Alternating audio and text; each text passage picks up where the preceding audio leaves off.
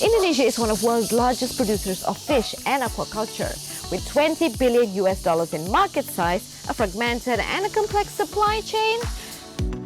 And that's why aquaculture is one of the most interesting opportunities. And this is the story of hope and the progress of Indonesian aquaculture industry.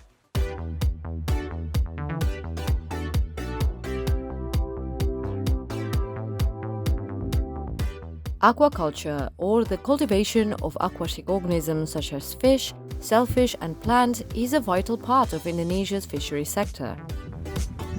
Since 2009, Indonesia has become the world's second largest aquaculture producer. According to data from the Ministry of Maritime Affairs and Fishery, the country's aquaculture output in the third quarter of 2021 was 12.25 million metric tons. That is a 6% increase from the same period in 2020. With the vast growth in this sector, aquaculture expansion is not only occurred just in the island of Java and Sumatra, but also in Bali. Nama saya Ineng Astawo, saya pembudidaya ikan lele di Desa Penatahan. Nenga has been in the fish farming business since 2001. He used to farm traditionally, but an environmental crisis forced him to change his way of farming. Pollution of waterways is the biggest threat of aquaculture. Since then, he focuses on his 15 ponds next to his house in Panabal, Bali. But that also came with its challenges.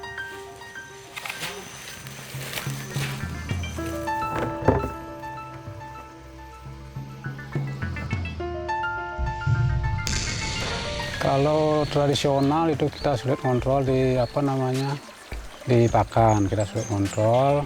Terus kadang-kadang setelah kena sakit itu baru kita bisa tahu. And it creates a big problem to the feeding cost itself.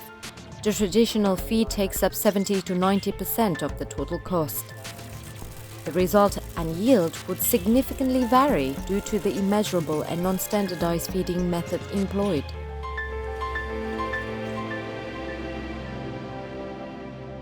At this point, modernization through technology is the answer.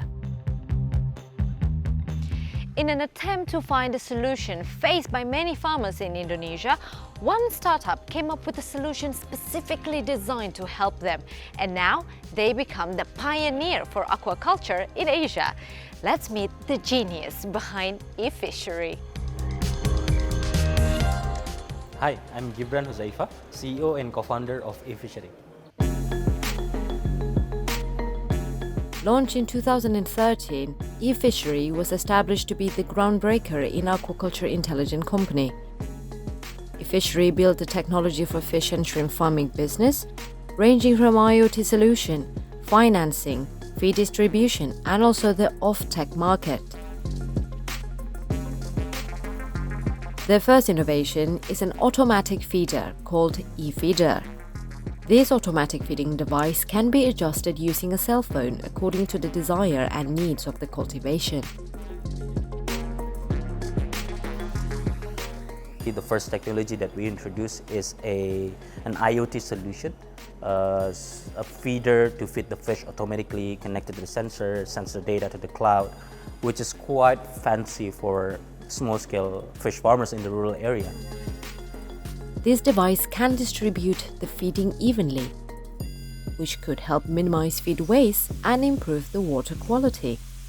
With a measurable feed, it could encourage a sustainable feeding pattern, which could help the fish or shrimp grow faster and healthier. The invention didn't immediately get warm welcome. Because we're talking about traditional fish and shrimp farming businesses. It's a small-scale farmers that they've been doing it for years. They tend to be a bit older, in 40, 50 years old. And especially 10 years ago, they never used a smartphone. I remember like 97 days to convince one farmer to use one unit of the feeder. So it was quite challenging. And what's driving them to use it essentially was a very relationship based. So once one farmer gets the benefit from that, they will tell other farmers around the region to share that, hey, this is a good technology.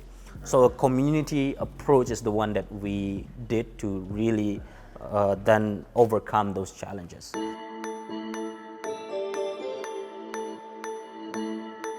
Now, let's return to our farmer Nengah. He joined eFishery in 2021 through a recommendation from his friend. He chose catfish as his main commodity and rented 2 e-feeder. Kalau awalnya sih kita karena sudah dipandu oleh tim teknis dari eFishery, ya beberapa kali memang kita agak kesulitan. Setelah kita terus dicoba, diajar langsung, akhirnya kita sudah bisa memahami programnya. And now, he rented 8 e-feeder. Sekarang dengan e-feeder, kita bisa setting dari rumah bisa sekarang gitu. Melalui akses point. Dari kualitas ikan, karena itu sudah pas, mungkin pakannya yang terserap, ikannya dari segi pertumbuhan memang lebih bagus. Dan dari segi berat juga bertambah beratnya. Dulu waktu panen dengan tradisional paling saya dapat sekali panen itu 100 sampai 200. Kalau sekarang minimal lah 300. Maksimal kita bisa 1 ton sekali angkatnya itu.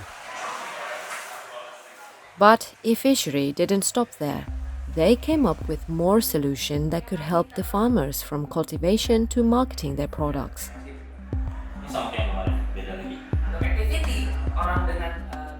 But at some point when we also provide more like of value chain services, we provide values that they are familiar with, like feed distribution, payment terms, the offtake. That's the value that they can understand, because every day they buy the feed, they sell the fish, so they know that if we can provide those values, it makes our values stronger. And we would like to see more like our long-term plan on building aquaculture industry need to have starting from a farmer's perspective, on a farmer's level. Currently, they have 3 other services. Buy feed, a loan called Kabayan that can be paid after the farmer harvests their product, and the other one is fish stall to sell their fish.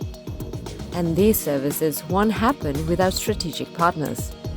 Well, there are definitely many collaborations, because as a platform, as a tech platform, we don't really build the infrastructure by ourselves, and we couldn't. I mean, we're not planning to then monopolize the whole market by building like a big conglomerate by ourselves. So and we also need to grow quickly. So in order for us to grow that fast, we have to leverage the existing infrastructure that is available, and then partner with them.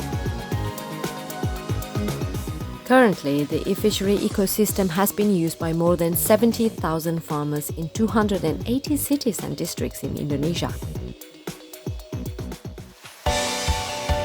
eFishery contributes 3.4 trillion rupiah, or the equivalent of 1.55% to the GDP of Indonesia's aquaculture sector in 2022. Growing line of business and consistent user growth has put eFishery on the unicorn status after another $108 million Series D funding this year. The government of Indonesia has an aquaculture production target of 37 million tons per year by 2030. Even though productivity is important, there's something that Gibran believes to be more important: food sustainability. So any food that is produced in the water is actually better for humanity. So I think I can't blabbering around because it's such an important issue for me. But if we really see over the next 50, 100 years, fish is probably the most important feed source for the humanity. So that's why if we would like to then go to that sector, in that position, we have to prepare the existing production for fish to be really sustainable, to be really helping farmers. So when we achieve that growth and it's increasing to be more important food sector for the whole society. The basis of it is sustainable. The basis of it create value for society. So that's what we're aiming to achieve. As one famous quote suggests, one small step for a man, one giant leap for mankind. A single innovative advancement has profoundly shaped the future of aquaculture industry, not just in Indonesia, but hopefully globally. And that pivotal role is what makes Indonesia the epicenter of growth in Southeast Asia. Syara Mediana, Anita Putri, and Dian Merdekawati for See Today.